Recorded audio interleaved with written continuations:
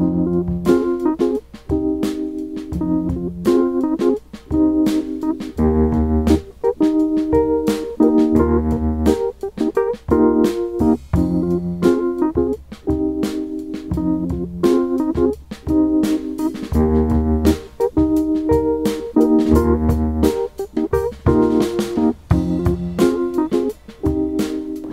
name is Elena. I'm an Italian painter. I live in Black Forest, Germany. I am going to paint today one of my favorite objects, and it's a little kettle that I have since many years. And as I have an electric kettle now for my tea, I don't need it anymore, so I paint it. I am going to paint today using acrylic colors, not just any acrylic colors. I'm going to paint using the inks from Schmincke, and I am going to use today 4 colors, which are very nice, very unique. They are ivory, brilliant violet, yellow ochre, and burnt umber.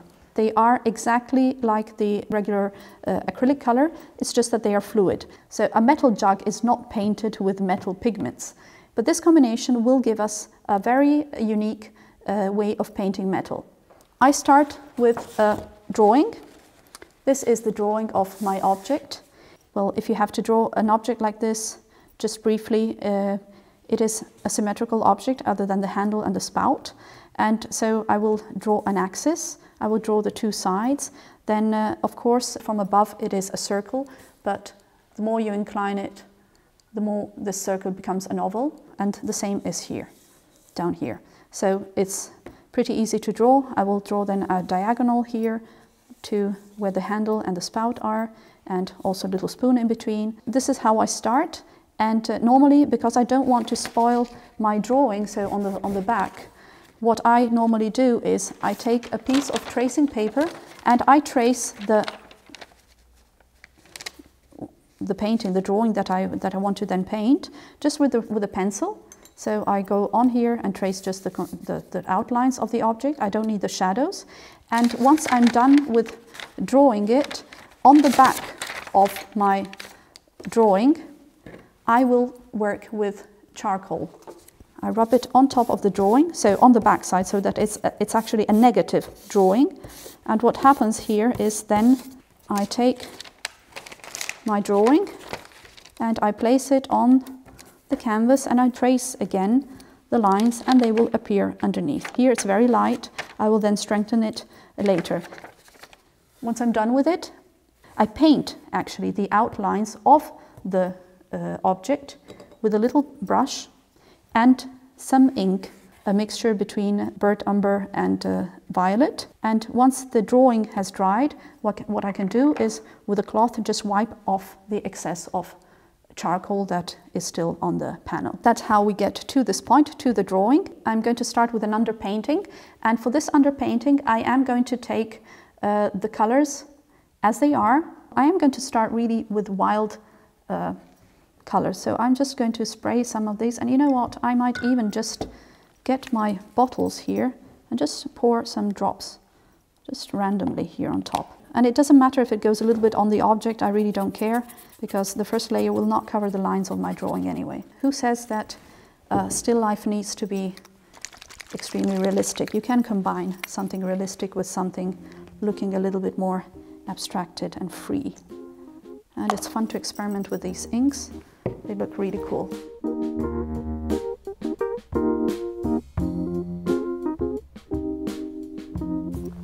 Let's get now to the object. Here it's important to understand light and shadow. So I go back to to the sketch that I did for this. What I can see is that the inner part of the object is in shadow, and this part here is also darker.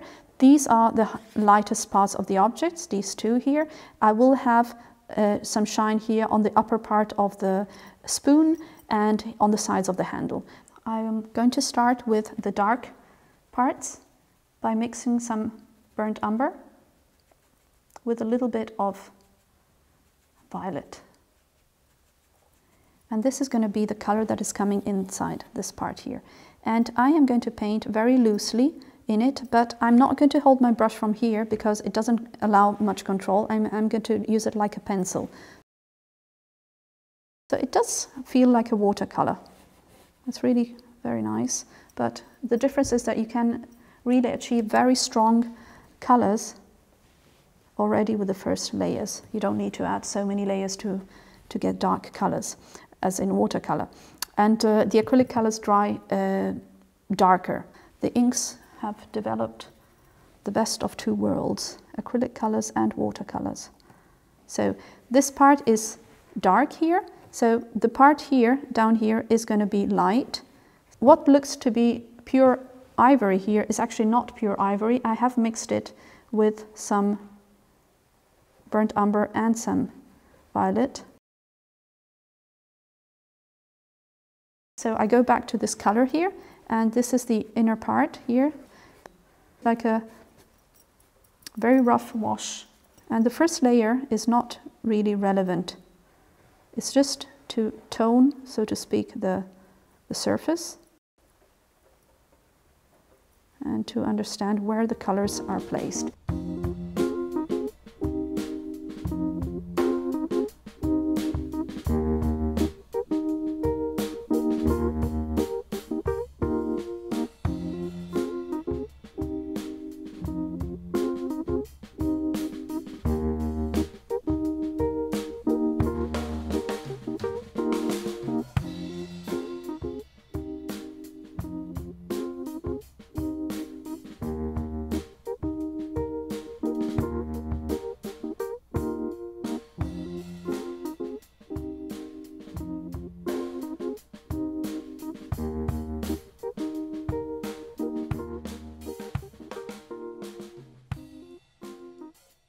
I start developing a little bit of texture and of reflection here, which was not there before. And you need to be patient. You don't get this with one layer. So what I often explain when I give classes is with the first layer you color, with the second layer you paint.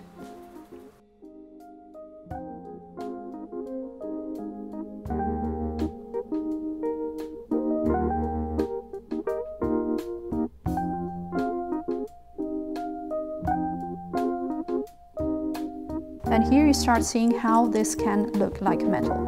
And I'm going to take care now of the surface where my object is on.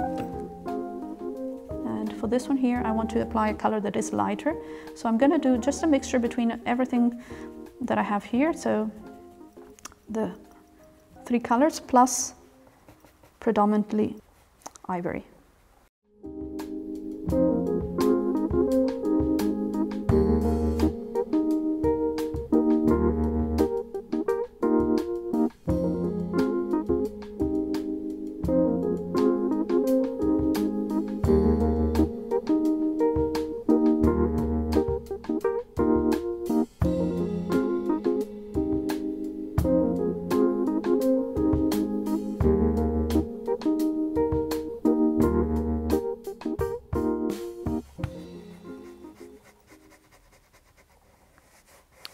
Now we're getting into detailing.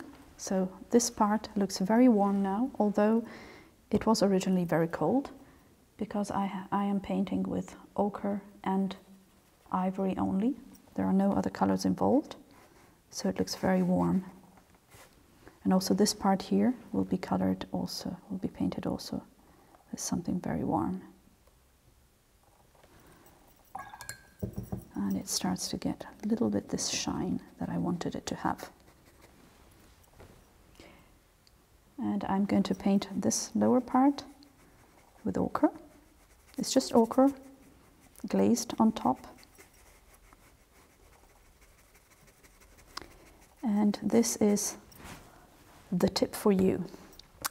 Whenever you are painting a metallic object that needs to look shiny and warm, do make sure that you don't paint these two colors, so the very light color and the very dark color, one next to each other. Always use a color in between. This is ochre. So I just paint a little bit of ochre with ivory and then more ochre. And you see how this detail here looks much warmer than it was before, just because I added a color in between. So this is what makes the warm passage of color. It is not the shine with a light color. It is not the contrast, it's the color in between. So here, for example, all this looks very cold. So it's not glowing, it's not nice. So what I do is, I have a dark color here, and this is a warm color. So in between, I will put something warm. I will put ochre. I'm not diluting it, I'm just putting ochre. And see how this passage here looks way warmer than it was before, just by applying something in between. So I'm going to do the same on all the objects. So the shadows of my objects are going to be mainly using violet and burnt umber, which do have a warm touch, but it's not as warm as the rest. And see how dark this color is. So, but between here and here, I still need to have something in between. So it's not one color from here to the end. And then I will add some of this warm color, what I had here, as wash. But as the color above is not dry yet, it will melt together and will create something warm, although it is a little darker.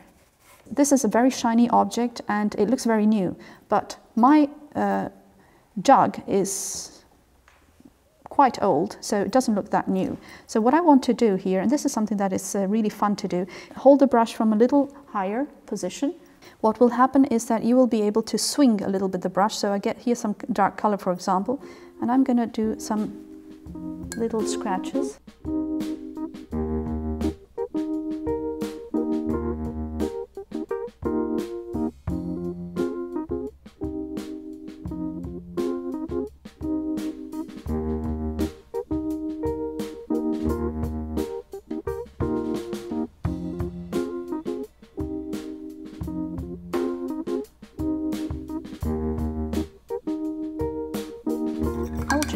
Because this one is too big. I'm going back to number 1.